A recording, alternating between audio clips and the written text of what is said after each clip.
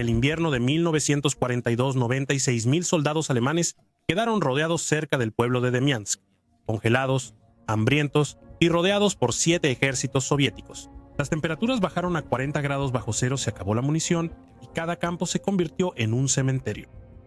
Sin embargo, la orden de Hitler era clara: no retirarse ni rendirse. En el cerco combatían las unidades más experimentadas del Frente Oriental, como la división Totenkopf de las Waffen-SS y los voluntarios daneses del Freikorps Dinamarca. Lo que siguió fue un asedio brutal que puso a prueba los límites de la resistencia humana, donde sobrevivir se convirtió en un acto de desafío.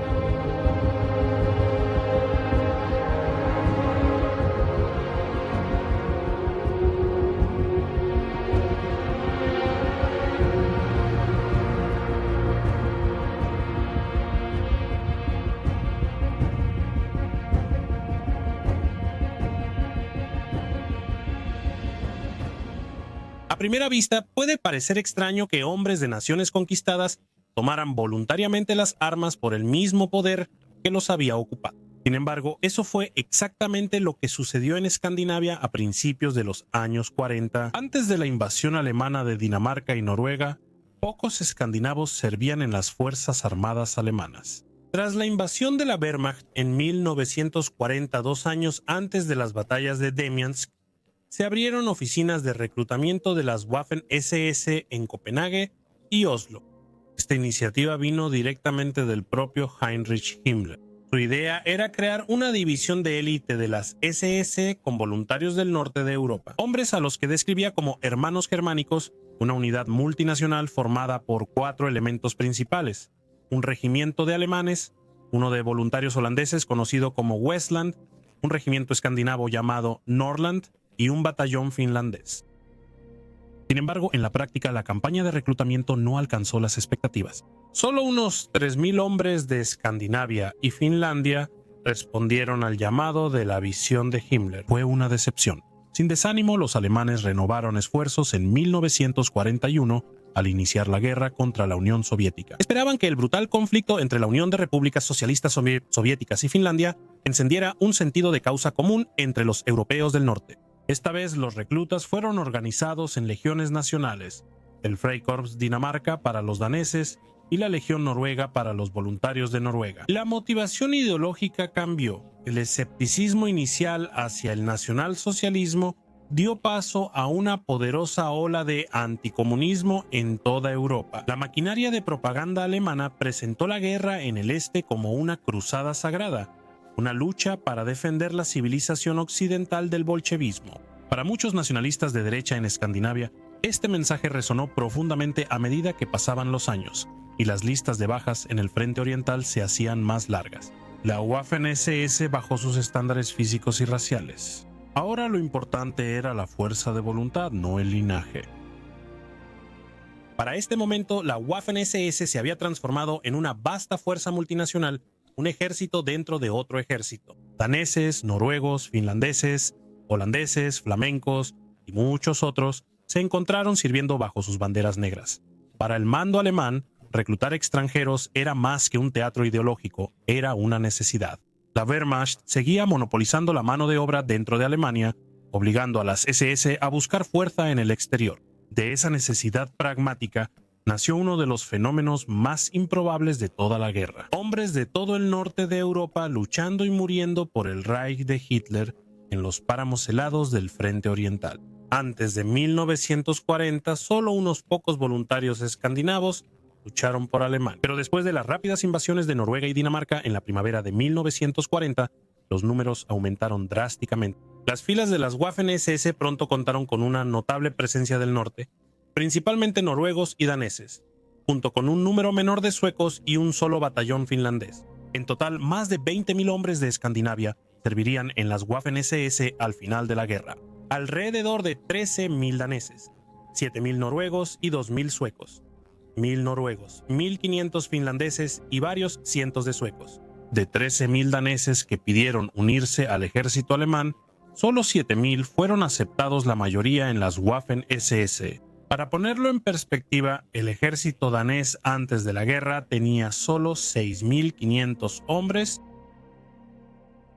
A los finlandeses los asignaron sobre todo a la división de élite SS. Viking luchó en la Unión Soviética hasta retirarse a Finlandia en 1943. Los suecos estaban repartidos en el Frente Norte con el Grupo de Ejércitos Norte, usualmente como médicos, conductores o ametralladores, en las duras condiciones cerca de Leningrado. En todo momento, unos 3.000 escandinavos combatían en el frente. A pesar de su número limitado, su historial fue distinguido. La división SS Norrland, compuesta en su mayoría por daneses y noruegos, obtuvo el quinto mayor total de cruces de caballero entre todas las divisiones de las Waffen-SS. Sin embargo, el gran ejército germánico que Heinrich Himmler imaginó nunca se materializó. Los números eran demasiado pequeños. La mayoría de los voluntarios daneses sirvieron en 3 formaciones principales. La primera fue el Freikorps Danmark o la Legión Danesa. La segunda fue la división SS Viking y la tercera, tras la disolución de las legiones en 1943, la división SS Norrland. Aproximadamente 1.500 daneses provenían de la minoría étnica alemana en el sur de Jutlandia. Varios eligieron la división SS Totenkopf y otros los batallones de la primera brigada SS ya curtidos en Polonia y Francia. La primera ola de voluntarios daneses combatió en el verano de 1941, cuando la división SS Viking participó en la invasión de la Unión Soviética. Solo unos pocos cientos de daneses estaban asignados a la Viking al mismo tiempo, y después de 2 años de intensas campañas, en su mayoría, fueron absorbidos por la recién formada división Norrland. La mayoría de los reclutas daneses, mientras tanto, todavía estaban completando su entrenamiento con el Freikorps Danmark, mientras la Viking libraba sus sangrientas batallas a través de las llanuras ucranianas. El Freikorps Danmark se formó el 25 de junio de 1941, pocos días después del ataque alemán a la Unión Soviética. En pocas semanas, unos 500 voluntarios se presentaron y para el otoño ya eran el doble. De manera inusual, esta unidad no se formó en desafío a Copenhague, sino con su aprobación. Tanto el gobierno danés como el ejército danés autorizaron su creación, viéndolo como una forma de que Dinamarca demostrara su lealtad a Berlín. Oficiales del ejército danés recibieron permiso para unirse y representantes del gobierno asistieron a la despedida, mientras el cuerpo libre marchaba fuera de Dinamarca, con banderas ondeando, música y familias despidiéndolos rumbo a la guerra. En el este, muchos pensaban que luchaban en una cruzada defensiva contra el bolchevismo, no en una campaña de conquista, según un voluntario danés. Pensábamos que sería una pelea corta, que salvaríamos a Europa del comunismo y regresaríamos a casa como héroes. Mientras más avanzábamos en Rusia, la guerra perdía sentido. La tierra y la muerte eran interminables. Muchos escandinavos que se ofrecieron como voluntarios para Alemania no eran ajenos a la guerra. Algunos eran veteranos experimentados de la guerra de invierno finlandesa contra la Unión Soviética en 1939. Otros habían servido previamente en los ejércitos de corta duración de Noruega y Dinamarca. Su experiencia militar los hacía reclutas valiosos para las Waffen-SS y Berlín. No perdieron tiempo en organizar legiones similares en toda la Europa ocupada. Desde los Países Bajos hasta Flandes, todo bajo la supervisión del cuartel general de las SS en Berlín y partidos nacionalsocialistas locales. Este arreglo permitió a los alemanes enfatizar el carácter nacional de cada legión. A menudo los oficiales eran seleccionados de entre las propias filas de los voluntarios en lugar de ser impuestos por Berlín, lo que daba a estas formaciones cierto grado de autonomía y un sentido de legitimidad en casa. También servía como propósito propagandístico para convencer a los ciudadanos comunes de que los hombres que se unían a las SS no eran traidores, sino patriotas que respondían al llamado continental para defender Europa contra el bolchevismo. Sin embargo, en la práctica, la mayoría de los reclutas seguían viniendo de círculos de extrema derecha o abiertamente pro-alemanes dentro de sus países. A pesar de la fanfarria ideológica, las legiones eran modestas en tamaño y mal equipadas. Eran formaciones de infantería sin blindaje, con solo armas de apoyo ligeras y artillería escasa. En realidad, nunca se pretendió que fueran decisivas en el campo de batalla. Eran símbolos de la unidad germánica tanto como fuerzas de combate. A principios de 1942, la Legión Noruega, entonces Norske Legion, fue enviada al frente cerca de Oranienbaum y los accesos del norte a Leningrado. Allí, los voluntarios se encontraron atrapados en el infierno estático de la guerra de trincheras durante 1 año y medio. soportaron el lodo, los piojos y el constante bombardeo soviético, condiciones que recordaban inquietantemente a la Primera Guerra Mundial. Las bajas aumentaban, los reemplazos eran escasos y la moral comenzaba a desmoronarse. Para los daneses, sin embargo, la prueba fue aún peor.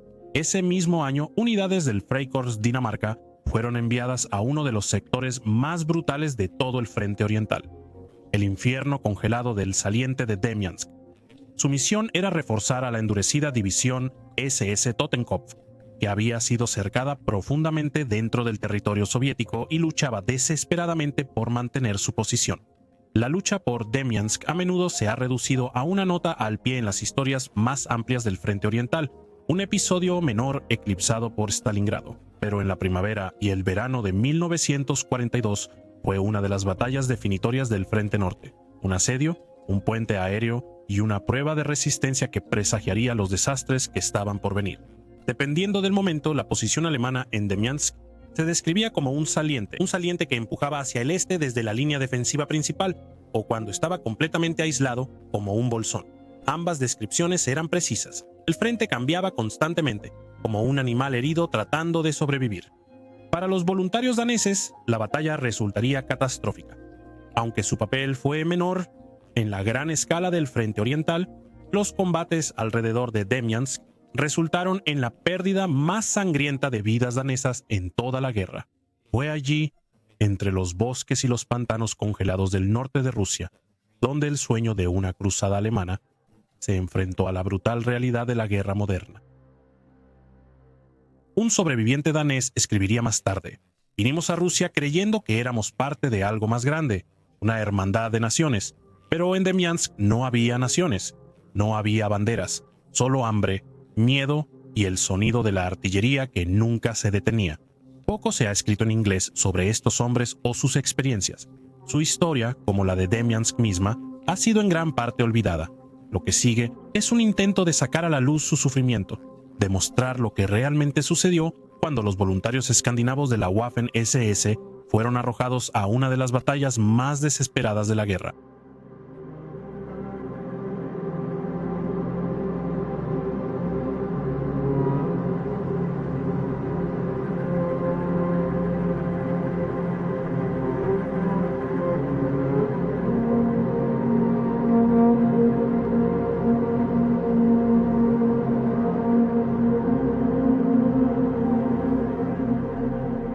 La gran ofensiva soviética de invierno que estalló en diciembre de 1941 tenía como objetivo destruir de una vez por todas la amenaza alemana contra Moscú. El Ejército Rojo, tras rechazar al enemigo en las puertas de la capital, pensaba que la situación había cambiado. El grupo de ejércitos centro de Fyodor von Bock fue detenido y obligado a retroceder. El mito de la invencibilidad alemana se había roto. Por primera vez desde que comenzó la invasión, la Wehrmacht estaba retrocediendo. Este éxito llenó a Stalin y al alto mando soviético la Stavka de una confianza peligrosa. Convencidos del inminente colapso alemán, extendieron la contraofensiva por todo el frente oriental, desde los bosques congelados de Finlandia hasta la costa del Mar Negro, lanzando nuevos ataques rápidamente. Los objetivos eran ambiciosos: destruir el grupo de ejércitos centro, liberar Leningrado y expulsar a los alemanes de Crimea y Donbass. En retrospectiva, el plan era irremediablemente ambicioso. Los ejércitos soviéticos aún se estaban recuperando de las pérdidas catastróficas de 1941. Sus líneas de suministro estaban sobreextendidas, su transporte era inadecuado y sus tropas estaban exhaustas. La victoria en Moscú fue costosa y aunque las líneas alemanas estaban sacudidas, no estaban rotas. Al atacar en todo momento, los soviéticos diluyeron su fuerza. Las ofensivas se atascaron en la nieve, hielo y lodo durante el largo invierno hasta el deshielo de primavera. Formaciones completas quedaron varadas en el lodo, convirtiendo el terreno en un aliado para los defensores. Las unidades alemanas, aferrándose a la supervivencia, montaron defensas extraordinarias a pesar de estar mal equipadas para las condiciones bajo cero. Su ropa de invierno era inadecuada. Sus raciones eran escasas, pero la disciplina y la cohesión se mantuvieron. El Ejército Rojo pagó un precio devastador por su exceso de confianza. Entre enero y marzo de 1942, las pérdidas soviéticas superaron los 620.000 hombres muertos. En el mismo periodo, las bajas alemanas sumaron aproximadamente 136.000. La proporción apenas cambió al contar el total de bajas, incluyendo heridos, capturados y desaparecidos por igual. La movilidad y la logística soviéticas simplemente no podían sostener ofensivas de tal magnitud. Incluso el mariscal Georgi Zhukov, uno de los arquitectos del contraataque, admitió la verdad más tarde en sus memorias. Escribió con amargura: "Si consideras nuestras pérdidas y los resultados obtenidos, quedará claro que fue una victoria pírrica". La estrategia de desgaste, agotar a los alemanes mediante asaltos constantes, fracasó. El ejército rojo se agotó, y pese al alto costo humano, las líneas del frente casi no cambiaron.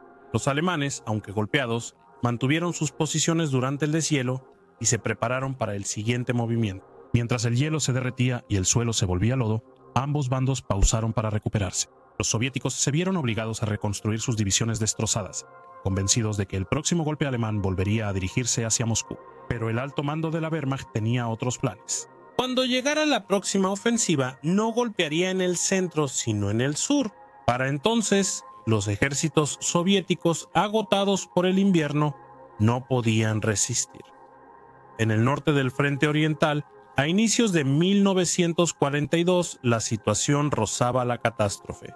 Las ofensivas soviéticas abrieron profundas brechas entre el grupo de ejércitos centro y el norte, y por un momento pareció que el ejército rojo cercaría al noveno ejército y al tercer ejército Panzer, un desastre que podría haber abierto el camino hacia el Báltico. Esta calamidad se evitó por poco después de que el mariscal de campo Fedor von Bock fuera relevado del mando.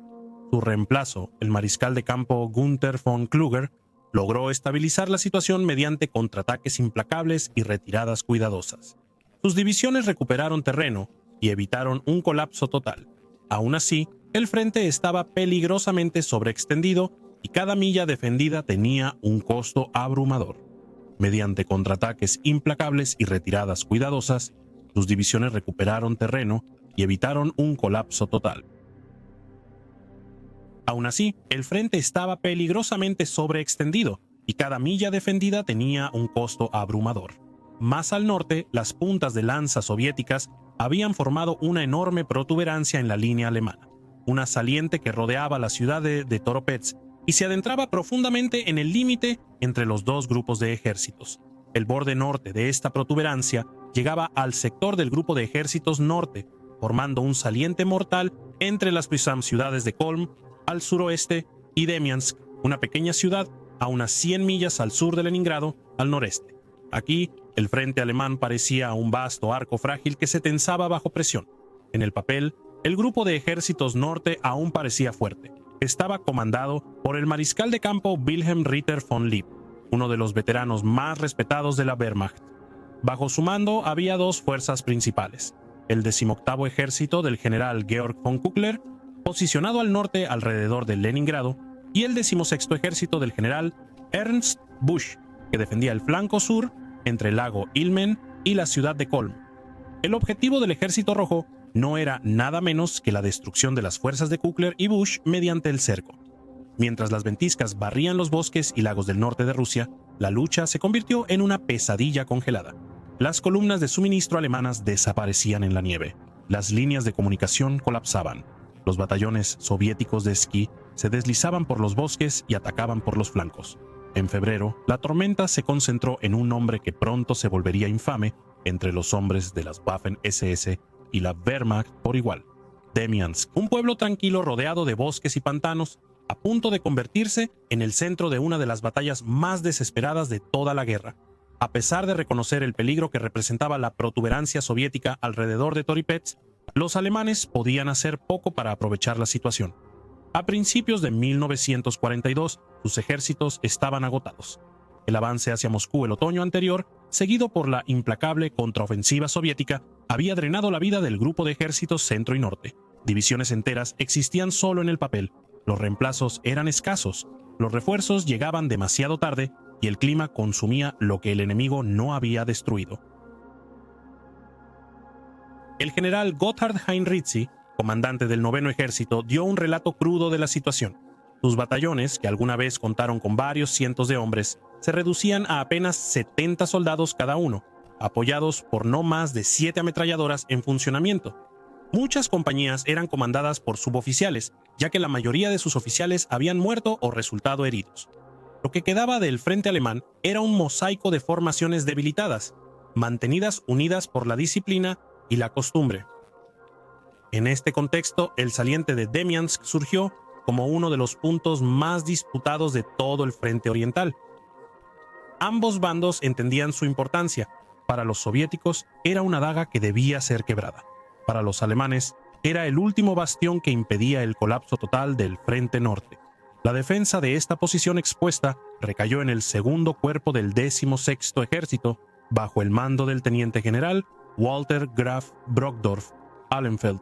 Tenía 54 años, era un aristócrata de la vieja escuela prusiana que se había unido al ejército en 1907 y se había hecho un nombre como comandante de cuerpo durante la campaña en Francia. Ahora, en el desierto helado del norte de Rusia, enfrentaba un desafío para el que ningún manual podía prepararlo. Su cuerpo consistía en 3 divisiones de infantería maltrechas: la 12ª de Mecklemburgo, la 32ª de Pomerania y Prusia Oriental, y la 123ª de Brandeburgo. Las 3 habían luchado desde el inicio de la Operación Barbarroja y eran sombras de su antigua fuerza. Sus compañías estaban diezmadas, su artillería carecía de proyectiles y sus caballos morían de agotamiento. Peor aún, los hombres luchaban contra el invierno ruso con uniformes de verano. Las temperaturas caían a 40 grados bajo cero, el metal se pegaba a la piel desnuda. Los lubricantes se solidificaban en las recámaras de las armas. Los soldados se envolvían en mantas, cortinas y cualquier trapo que pudieran encontrar. El personal de retaguardia, como oficinistas y conductores, enviaba su ropa de repuesto al frente, pero también estaban mal equipados. Vestían túnicas de lana delgadas, más aptas para Francia que Rusia. Mientras, los soviéticos planeaban su próximo movimiento. El frente noroeste, comandado por el teniente general Pavel Korochkin, tenía la tarea de rodear todo el flanco norte del 16º Ejército alemán. Sus órdenes eran claras: atacar desde el norte y el sur, enlazar al este de Demyansk y cortar toda la saliente alemana. Para lograr esto, el Stavka comprometió fuerzas masivas.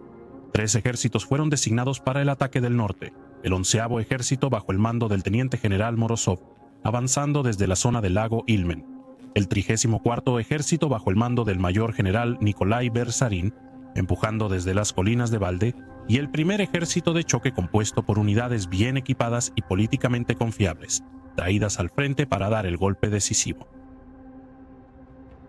Lo que estaba a punto de desarrollarse no era una sola batalla, sino un asedio, una lenta y helada estrangulación, librada a través de los bosques cubiertos de nieve y los ríos congelados del noroeste de Rusia. «Ya no luchábamos por la victoria», recordó un soldado de infantería alemán de la 12ª División, «luchábamos por mantenernos calientes, por encontrar comida, por mantener con vida al hombre a nuestro lado, hasta la mañana. El frío era el verdadero enemigo». Los rusos solo terminaron lo que había comenzado. En las semanas que siguieron, el saliente de Demyansk, que una vez fue visto por el alto mando alemán como un posible trampolín para futuras ofensivas, se convertiría en una trampa. Dentro de él estaban los restos de 6 divisiones, incluidos los hombres del Freikorps Dinamarca y la división SS Totenkopf. Pronto se encontrarían rodeados, aislados del mundo exterior y obligados a sobrevivir en condiciones que desafiaban la imaginación. El plan soviético para destruir el saliente de Demyansk se desplegó con toda su fuerza a principios de enero de 1942. Mientras el ataque del norte golpeaba el lago Ilmen y las colinas de Cinco Alde, el avance del sur estaba encabezado por 3 ejércitos: el 53 bajo el mando del mayor general Alexander Xenofontov, el 22 bajo el teniente general Cinco Yashkovich y el 3 ejército de choque juntos tenían la tarea de abrirse paso hacia la ciudad de Kolm y cerrar el brazo sur del cerco alrededor de Demyansk. Detrás de ellos, los partisanos soviéticos se levantaron en los bosques y pantanos de la retaguardia alemana, cortando caminos, emboscando convoyes y estrangulando las ya de por sí delgadas líneas de suministro, especialmente alrededor de esta araya rusa. La ofensiva comenzó el 7 de enero. El 11º Ejército Soviético, reforzado por elementos del primer ejército de choque y 2 cuerpos de fusileros de la Guardia de la Reserva Estratégica de Stavka, irrumpió en el frente norte de la línea alemana. 2 días después, más al sur, el 3 Ejército de choque junto con los ejércitos 53º y 22º avanzaron hacia el oeste en dirección a Kolm y el lago Seliger, golpeando precisamente en la zona entre el grupo de ejércitos centro y el grupo de ejércitos norte. Si esta ruptura tenía éxito, penetraría profundamente detrás de las líneas alemanas y separaría a ambos grupos de ejércitos entre sí. En el flanco izquierdo del segundo cuerpo, el 10º cuerpo del general Christian Hansen luchaba por resistir el embate, al igual que el mando de Brockdorff-Ahlenfeld. El cuerpo de Hansen consistía en 3 divisiones. La 30ª División de Infantería de Schleswig-Holstein, bajo el mando del general Kurt von Tippelskirch, la 291ª División de Infantería de Hannover y Schleswig-Holstein, bajo el general Theodor Freiherr von Cinkorrede, y la 3ª División SS Totenkopf, comandada por el despiadado SS Obergruppenführer Theodor Eicher, el hombre que alguna vez supervisó a todos los guardias de los campos de concentración en Alemania. Durante la noche del 7 al 8 de enero, formaciones de infantería y tanques soviéticos se deslizaron por los bosques cubiertos de nieve entre los puntos fuertes de las divisiones 291 y 31ª al amanecer. Los puestos avanzados alemanes despertaron para encontrar batallones soviéticos enteros ya en su retaguardia.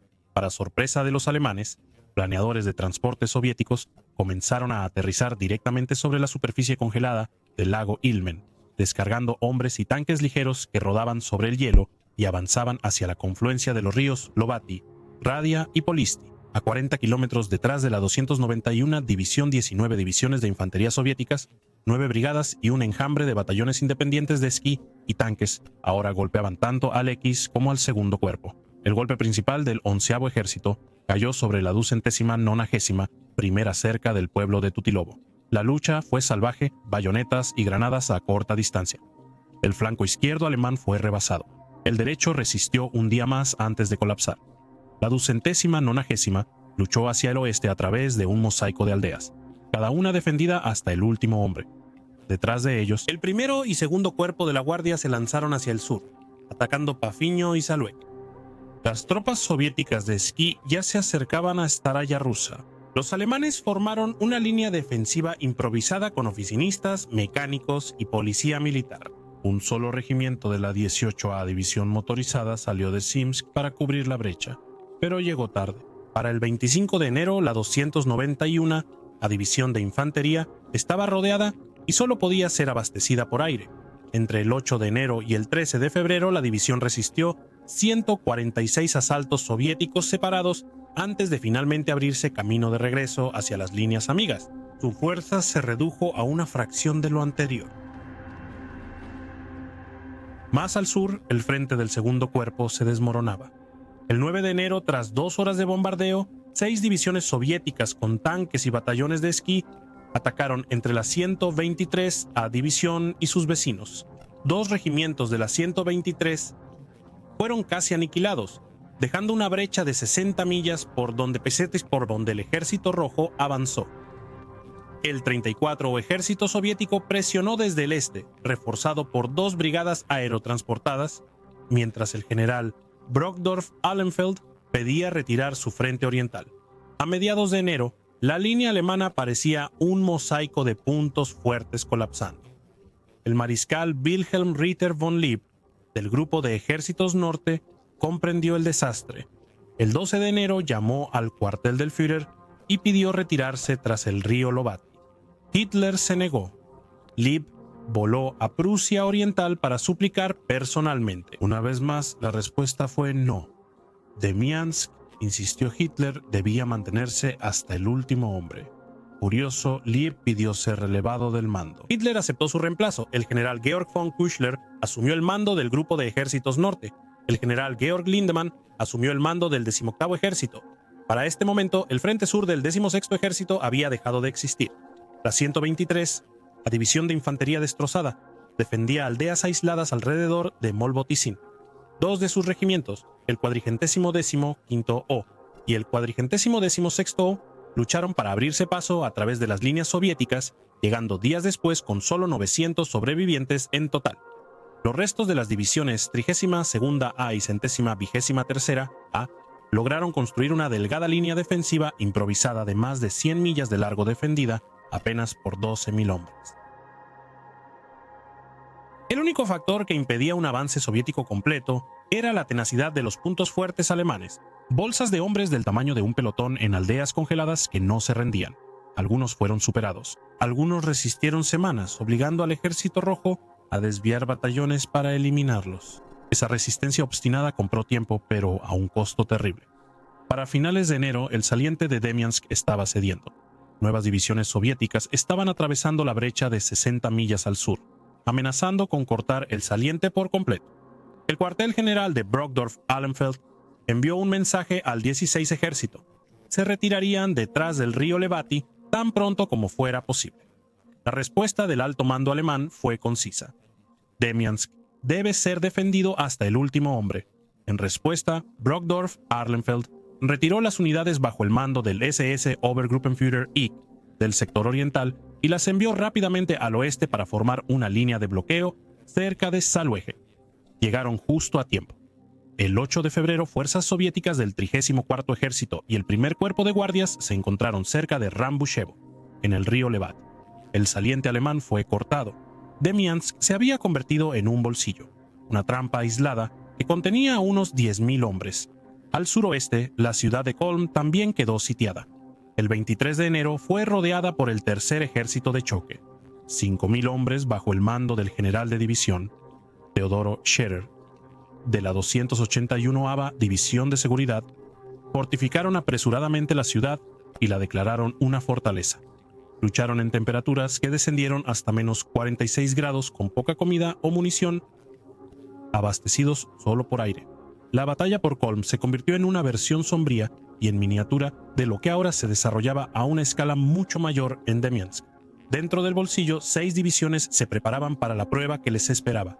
Al este y sur de Demiansk estaban la 12ª División de Mecklemburgo y la 32ª de Pomerania. En el suroeste, los restos de la 123ª mantenían su posición. Al norte de Demiansk luchaban la 30ª y la 291ª divisiones, mientras que al noreste estaban elementos de la división SS Totenkopf, bajo el coronel Max Simon. En el oeste, los grupos de batalla Totenkopf de Ike cavaron trincheras para enfrentar de frente el asalto soviético. El área cercada abarcaba más de 1.800 millas cuadradas. El frente defensivo se extendía por casi 190 millas a través de lagos congelados, bosques y aldeas. Dentro había 10.000 hombres aislados, rodeados y a punto de soportar uno de los asedios más angustiosos de toda la guerra. Podíamos escuchar a los soviéticos gritando a través de la nieve, escribió un voluntario danés del Freikorps Dunmark. Nos prometieron comida si nos rendíamos. Algunos hombres lo pensaron. La mayoría solo veía los árboles y esperaba el próximo bombardeo. El saliente de Demiansk pasó a ser el bolsillo de Demiansk, y los hombres atrapados no tendrían alivio del frío, hambre ni cerco durante los meses siguientes con el cerco completo. El general Walter Graf Brokdorf-Ahlenfeld reunió a sus comandantes. Los comandantes emitieron su primera orden del día. Su mensaje fue desafiante. Somos 96.000, el soldado alemán es superior al ruso. Esto ha sido probado, así que vengan los tiempos difíciles, estamos listos. Dentro del bolsillo, la moral se mantenía firme. Los hombres aún creían en el rescate, en la promesa del poder aéreo alemán y en la convicción de que ninguna fuerza cercada del Reich sería jamás abandonada, a diferencia del cerco más pequeño en su Canisi. Un mes antes, Adolf Hitler se negó a retirarse o sacrificar tanto Kolm como Demiansk. El alto mando de la Luftwaffe le aseguró que la reforzada primera flota aérea podía abastecer ambos bolsillos por aire, entregando entre 240 y 265 toneladas de suministros cada día. Con esa garantía, Hitler emitió una orden simple y absoluta. Los bolsillos serían defendidos hasta ser liberados. No habría retirada. El 18 de febrero, el alto mando alemán transfirió casi todo el mando de transporte aéreo desde la región de Smolensk para apoyar las operaciones de la Luftwaffe 1 sobre Demiansk. Casi todos los aviones de transporte Junkers 52 disponibles fueron redirigidos al norte, apoyados por bombarderos convertidos para el servicio de carga. El esfuerzo consumió prácticamente toda la capacidad de transporte de la Luftwaffe. Demyansk y el aeródromo cercano en Pesky ofrecían a las tropas sitiadas una ventaja. 2 pistas congeladas seguían usándose para despegues y aterrizajes. Esto permitió lanzamientos de suministros y aterrizajes directos de planeadores y transportes. Los pilotos volaban a través de intensas nevadas y aguanieve, a menudo a la altura de las copas de los árboles, guiados únicamente por hogueras que marcaban las pistas de aterrizaje. A mediados de febrero el clima mejoró, pero la nieve aún cubría los bosques. El puente aéreo operó eficientemente gracias a la debilidad de la Fuerza Aérea Soviética en la zona.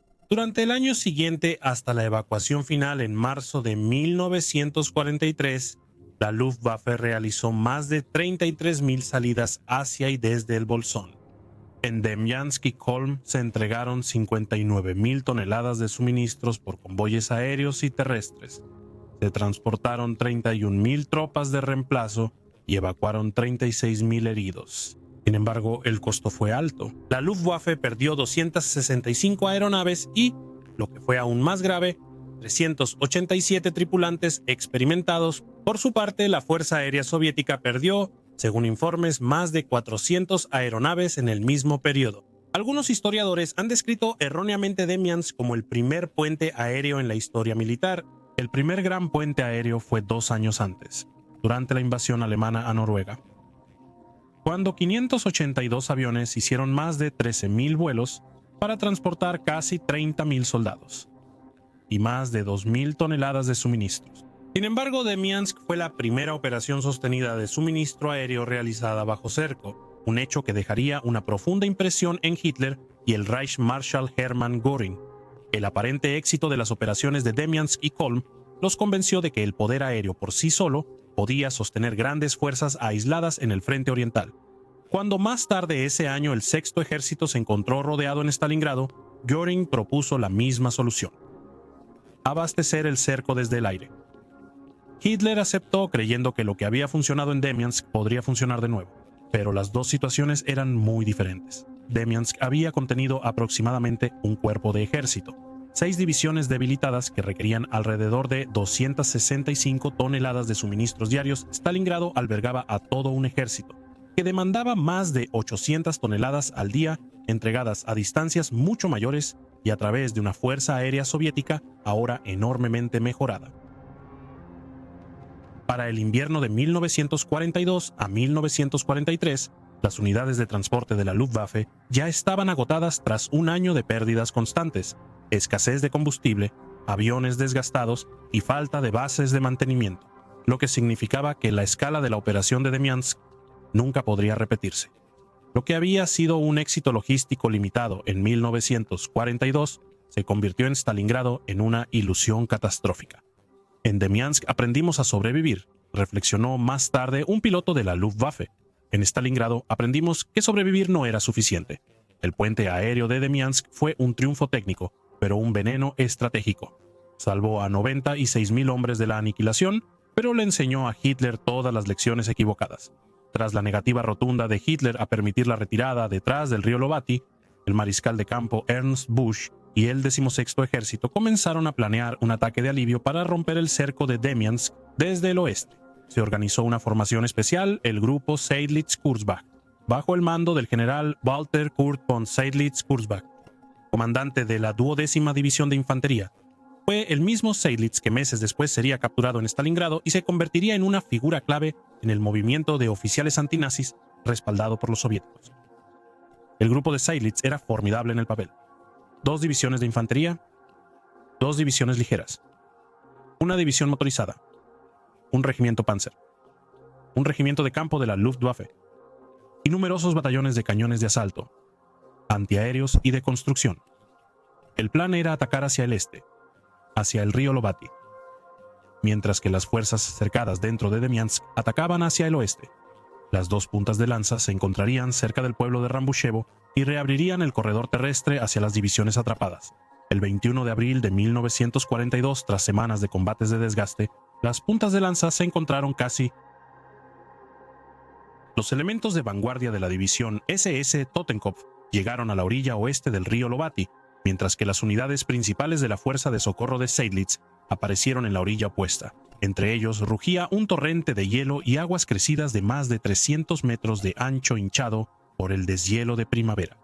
Los hombres podían verse a través del río, lo suficientemente cerca como para gritarse, pero no podían cruzar. Durante días, los ingenieros alemanes lucharon por tender puentes sobre la corriente helada bajo fuego constante soviético. Cuando finalmente se estableció la primera cabeza de puente, se logró el enlace. Un corredor estrecho y frágil ahora conectaba el frente del 16 Ejército alrededor de Staraya Russe, Kolm, con el bolsón de Demiansk después de casi 3 meses de aislamiento. El bolsón se había convertido en un saliente una vez más. Sin embargo, la conexión era tenue. El corredor de Rambushevo era poco más que una delgada línea de menos de 3 kilómetros de ancho en algunos sectores y estaba constantemente bajo ataque soviético. Los alemanes lucharon desesperadamente para mantener los flancos abiertos en nieve hasta la cintura y temperaturas bajo cero. 3.300 hombres murieron y más de 10.000 resultaron heridos solo para mantener ese pequeño trozo de terreno abierto. Los soviéticos, reacios a aceptar esta reversión, lanzaron furiosos contraataques para cortar el corredor y volver a aislar a las fuerzas alemanas. La tarea de mantener la línea recayó en gran medida en el SS Obergruppenführer Theodor Eicher y su endurecida división Totenkopf. La lucha a lo largo del corredor fue implacable. Batallones enteros se desvanecían bajo el fuego de artillería y morteros. Eicher exigió refuerzos al 16 Ejército y al Grupo de Ejércitos Norte, pero no se podían destinar más tropas. Por insistencia del alto mando alemán, finalmente se encontraron refuerzos, no de Alemania, sino de la Dinamarca ocupada, el Frikorps Danmark. El cuerpo de voluntarios daneses fue enviado al saliente de Demiansk. En ese momento, la unidad estaba entrenando cerca de Posen-Treskau bajo el mando de su carismático comandante, Christian Friedrich von Schalberg, noble danés de ascendencia rusa que había servido en la Guerra de Invierno finlandesa. El Freikorps había estado plagado de luchas políticas internas y mala disciplina durante su formación, pero Schalberg lo convirtió en un batallón capaz y bien entrenado. 10 oficiales alemanes experimentados reforzaron el mando, aunque la mayoría de oficiales y suboficiales seguían siendo escandinavos. El Freikorps consistía en 3 compañías de infantería y una compañía de armas pesadas.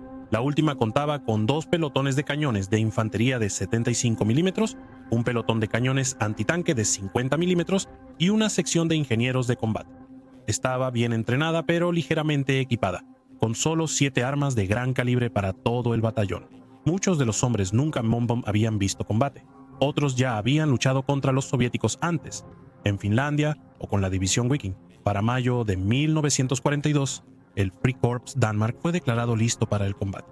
Pocos en la unidad podrían haber imaginado que su primer despliegue sería en uno de los campos de batalla más sangrientos del frente oriental. El 8 de mayo, unos 1.200 daneses fueron trasladados en avión desde Königsberg a pistas dentro del saliente de Demiansk. Al llegar, fueron asignados a la división SS Totenkopf de Eich y de inmediato enviados a la línea a lo largo del río Robja, cerca de la aldea de Sutoki. Su misión era evitar que los soviéticos expandieran una peligrosa cabeza de puente al otro lado del río. La infantería soviética ya había cruzado al lado alemán y establecido una posición. Si lograban transportar tanques, todo el corredor de Rambusheva estaría amenazado. Schalberg entendía lo que estaba en juego. La cabeza de puente debía ser destruida.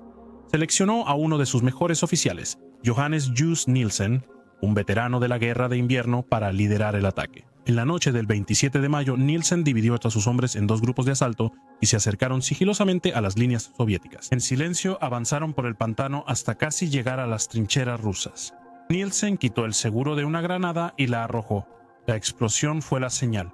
Los daneses cargaron, sorprendiendo a los soviéticos. Bayonetas y subfusiles arrasaron las trincheras nevadas. En minutos, los defensores huyeron, muchos saltando al río. Pero la victoria costó. Morteros y artillería soviética dispararon desde la otra orilla. Una sola andanada alcanzó la posición de Nielsen. Murió instantáneamente y su cuerpo se perdió en el río. En lugar de mantener el terreno capturado, los daneses se retiraron a sus posiciones originales, un error táctico que pronto les costaría caro. Unos días después, los soviéticos contraatacaron y restablecieron su cabeza de puente. Schalberg ordenó un nuevo asalto para el 2 de junio. Esta vez, el elemento sorpresa había desaparecido. Mientras los daneses se reunían, la artillería soviética llovía sobre sus zonas de concentración. Schalberg, reacio a enviar a sus hombres solos al frente, fue personalmente para animarlos. Cuando pisó un sendero minado, una explosión le destrozó la pierna.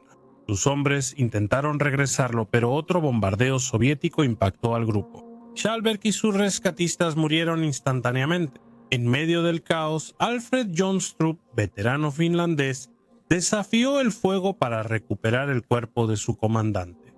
Los daneses atacaron. pero se detuvieron ante la ferocidad soviética. 21 muertos y 58 heridos. Los soviéticos mantuvieron la cabeza de puente. El cuerpo de Schallberg fue trasladado a Dinamarca y recibió funeral de Estado, convirtiéndose en mártir para los nacionalsocialistas daneses, lo que inspiró nuevos reclutas para el Freikorps, necesarios tras las grandes pérdidas en Demiansk. El mando pasó temporalmente al CS Obersturmbannführer Knut Berger Martinsen, quien estabilizó el frente hasta la llegada del nuevo líder. En menos de una semana, los alemanes nombraron a Hans Albert von Lettow-Vorbeck, aristócrata prusiano de la SS Viking, como comandante del Freikorps. A inicios del verano de 1942, partes de la SS Totenkopf prepararon la Operación Dinabrok para fortalecer posiciones alemanas en Demiansk, buscando avanzar hasta el río Polar antes de la próxima ofensiva soviética. El Freikorps Dinamarca debía capturar la aldea Bolshoi Dubovitsy. El 10 de junio, el nuevo comandante SS Hauptsturmführer Hans Albert von Lettow-Vorbeck llegó y fue informado sobre el ataque. Amanecer. A la mañana siguiente, la infantería danesa avanzó a través de praderas inundadas y zonas pantanosas bajo la cobertura del fuego de artillería. Fue una prueba difícil antes del primer disparo. Los hombres avanzaron con el agua y el lodo hasta la cintura, arrastrando sus ametralladoras en trineos improvisados. Cuando finalmente llegaron al borde de Dubovitsy, el fuego soviético los destrozó desde cada casa y sótano. Estallaron combates calle por calle, mientras los daneses limpiaban la ciudad con granadas y bayonetas. Luego, sin previo aviso, un masivo contraataque soviético barrió desde los flancos. Dos de los comandantes de compañía del Cuerpo Libre, Boyd Hansen y Alfred Nielsen, murieron en el combate cuerpo a cuerpo. Para media mañana, la primera compañía, liderada por el exoficial del ejército danés Per Sorenson, estaba casi rodeada. Lettow-Vorbeck corrió al frente para ordenar la retirada, pero fue abatido por una ráfaga de ametralladora soviética. Perder a su segundo comandante en menos de una semana destrozó la cohesión del Cuerpo Libre. El asalto danés colapsó y Dubovitsy permaneció en manos soviéticas. 25 daneses murieron en el ataque fallido, sumándose a más de 100 muertos o heridos en combates anteriores a lo largo del río Polar y en Sutoki. El mando pasó de nuevo al SS Obersturmbannführer Knut Berger Martinsen. Esta vez Berlín decidió no reemplazarlo. Martinsen lideraría el Freikorps por el resto de su existencia. Sobrevivió a la guerra solo para ser juzgado y ejecutado en Dinamarca por asesinar a un compañero oficial de las SS, a quien acusó de tener un romance con su esposa. A principios de julio, los daneses diezmados defendían un sector delgado entre Biakovo y Vasilievщина. Su tarea era sombría pero vital: ayudar a defender el estrecho corredor de Rambushevo, la única ruta terrestre que conectaba Demiansk con el frente principal alemán. El 16 de julio de 1942, el frente parecía tranquilo. Los soldados daneses esperaban comida caliente cuando, repentinamente, un fuerte bombardeo soviético destruyó sus trincheras. Por más de una hora, los proyectiles aplastaron búnkeres y prendieron fuego al bosque. Al terminar, oleadas de infantería soviética atacaron. Aturdidos pero firmes, los daneses contraatacaron. Sin comunicación y con la unidad alemana desaparecida, el flanco del Freikorps quedó expuesto. Todos los hombres disponibles, incluso cocineros y oficinistas, fueron enviados a combatir. Sobre ellos Stukas descendieron para frenar el avance enemigo.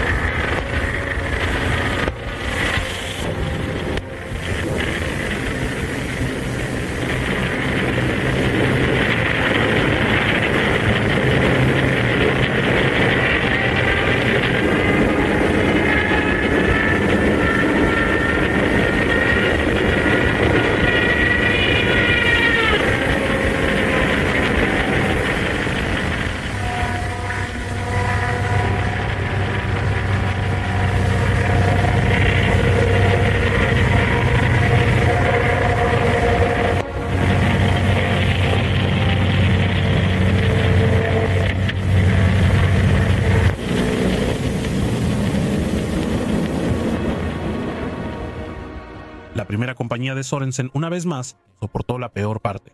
Al anochecer, solo quedaban 40 hombres de los 200 originales. Sorensen contactó a Martinson por radio.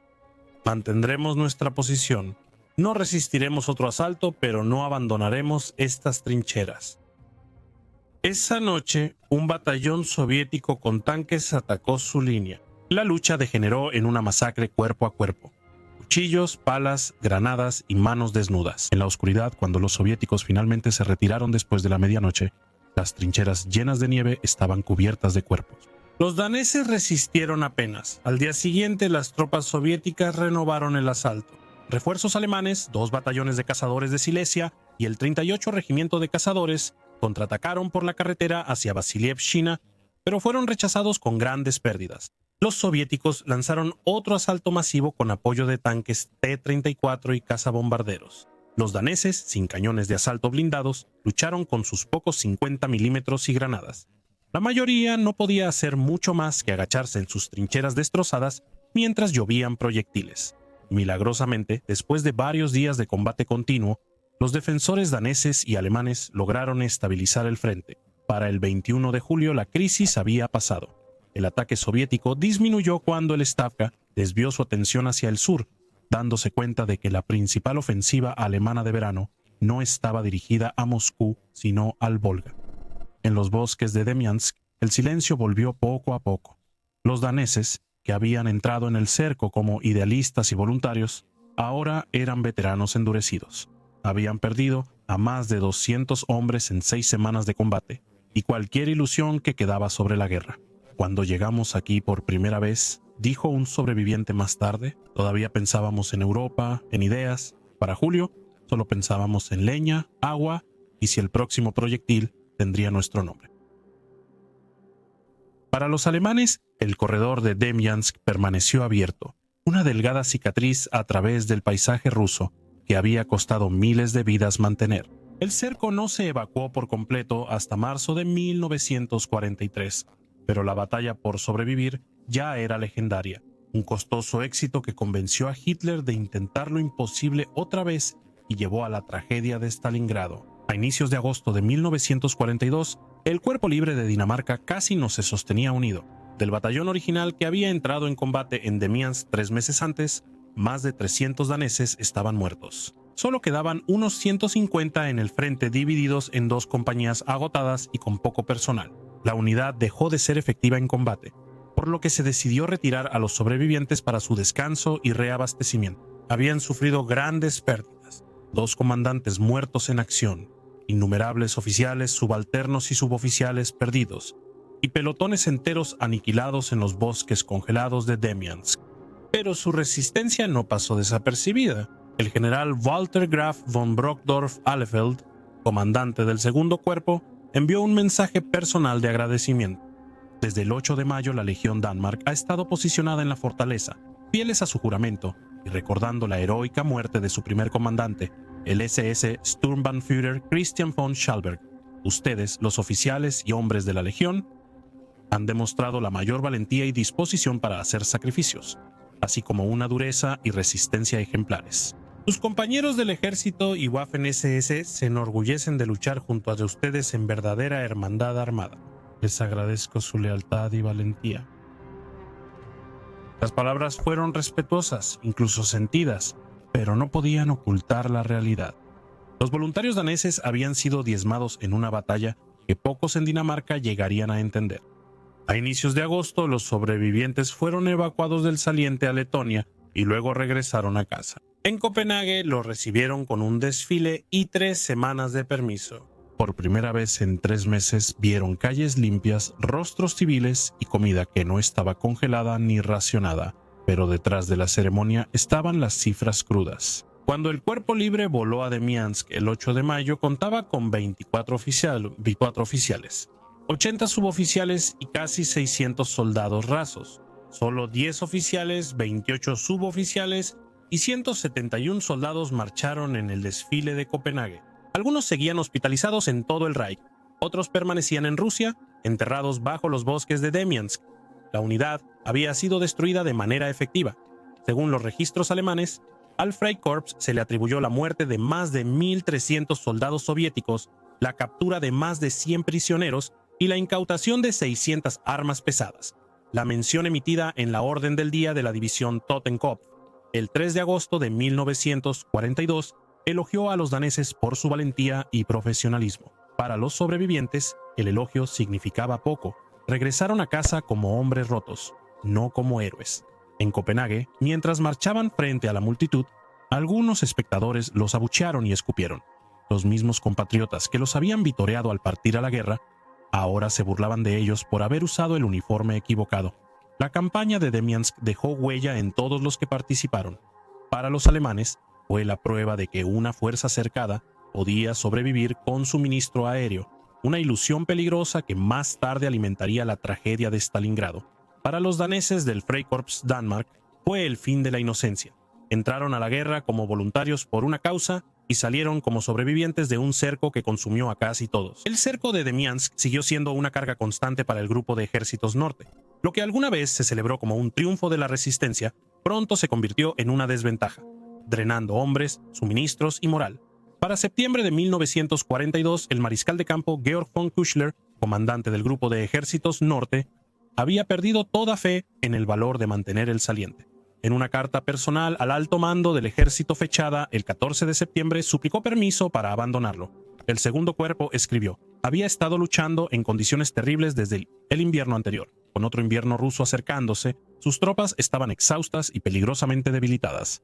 Las divisiones atrapadas dentro del saliente eran desesperadamente necesarias en otros lugares para formar reservas tanto para el 16º ejército como para el grupo de ejércitos en general. Una semana después, el general Franz Halder, jefe del Estado Mayor General, respondió. Reconoció que abandonar Demiansk liberaría a 12 divisiones alemanas, pero advirtió que también liberaría a 26 divisiones soviéticas y 7 brigadas de tanques que actualmente estaban atadas alrededor del cerco. Su respuesta, en efecto, no significaba nada. La decisión no era suya. La orden de mantener la posición de Hitler seguía siendo absoluta. Demiansk debía mantenerse a cualquier costo.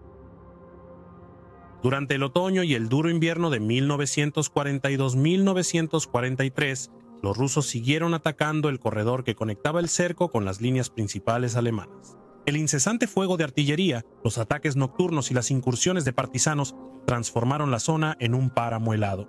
Los defensores, tras soportar el aislamiento el invierno anterior, enfrentaban de nuevo la misma prueba, solo que esta vez con menos suministros y sin ilusiones. Para mediados de enero de 1943, los combates habían agotado las pocas reservas que el grupo de ejércitos norte aún tenía. El general Kurt Zeitzler, sucesor de Halder como jefe del Estado Mayor, visitó el cuartel general de Kukler el 19 de enero.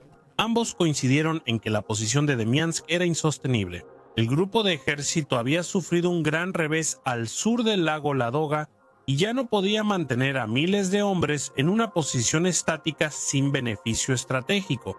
Ambos sabían lo que tenía que hacerse, y ambos sabían que Hitler se opondría. Durante días se debatió el tema en el cuartel general del Führer. Luego, en la noche del 31 de enero de 1943, la misma noche en que el Sexto Ejército capituló en Stalingrado, Hitler finalmente cedió. Quizás el desastre en el Volga o la situación cada vez peor alrededor de Leningrado lo obligaron a enfrentar la realidad. Aceptó la evacuación del saliente de Demiansk. Incluso entonces, la orden llegó con vacilación. El alto mando informó a Küchler que había sido extremadamente difícil conseguir la aprobación de Hitler y le urgió a actuar rápidamente antes de que la decisión pudiera ser revertida.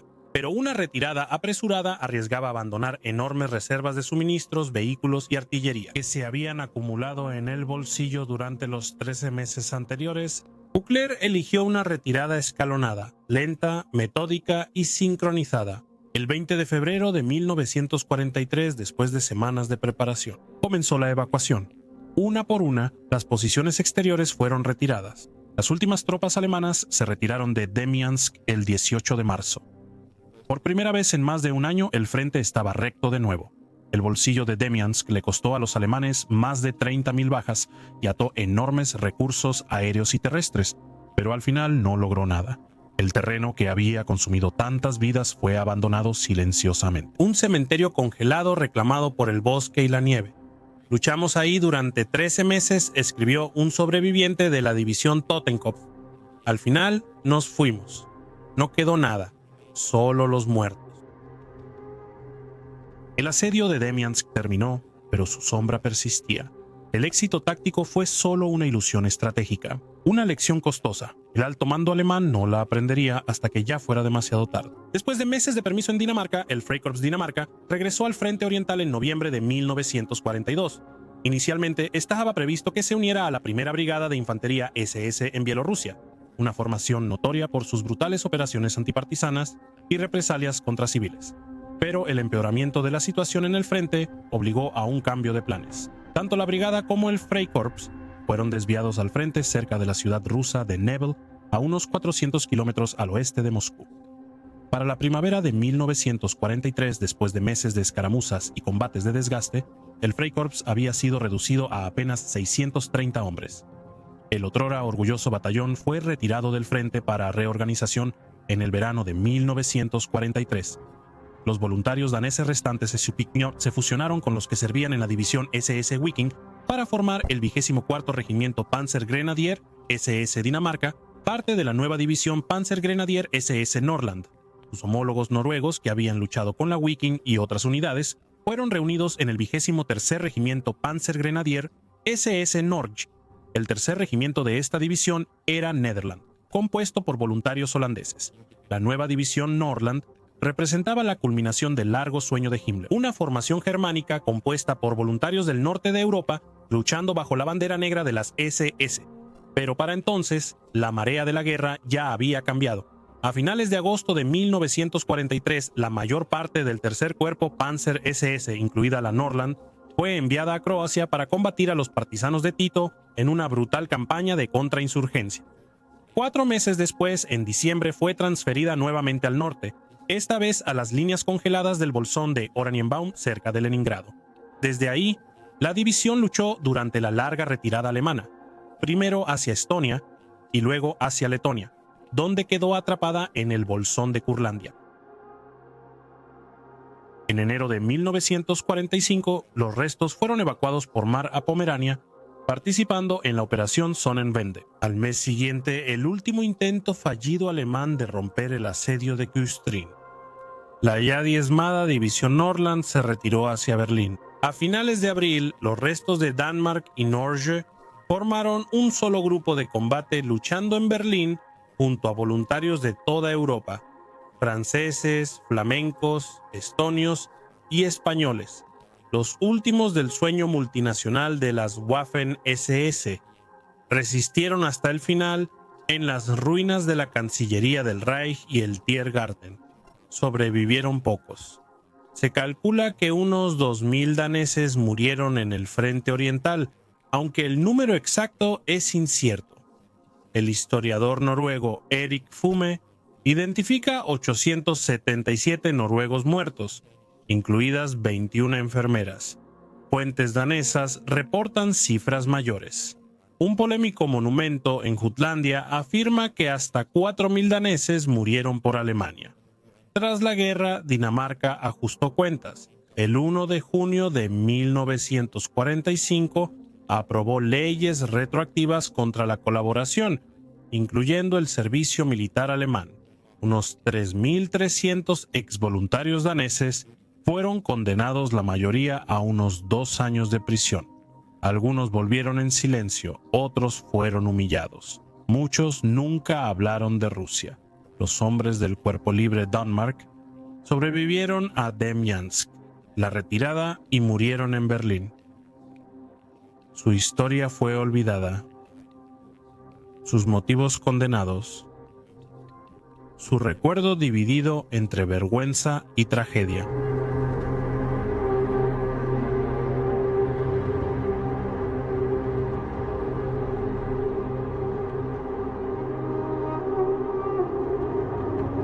El cerco de Demyansk fue un vistazo de lo que estaba por venir. Hombres atrapados, hambrientos, congelados, pero que se negaban a rendirse. Pero la historia rara vez menciona sus nombres. Su historia pronto fue opacada por Stalingrado, la tragedia más grande y ruidosa que acaparó la atención del mundo. Sin embargo, para quienes lucharon y murieron en los pantanos de Demyansk, el sufrimiento fue el mismo. Y con esto llegamos al final de este video. Así que si quieres saber más sobre los frentes no contados y olvidados de la guerra, asegúrate de darle like y suscribir. Gracias por ver este video hasta el final, lo aprecio mucho. Nos vemos en el próximo episodio, cuídate.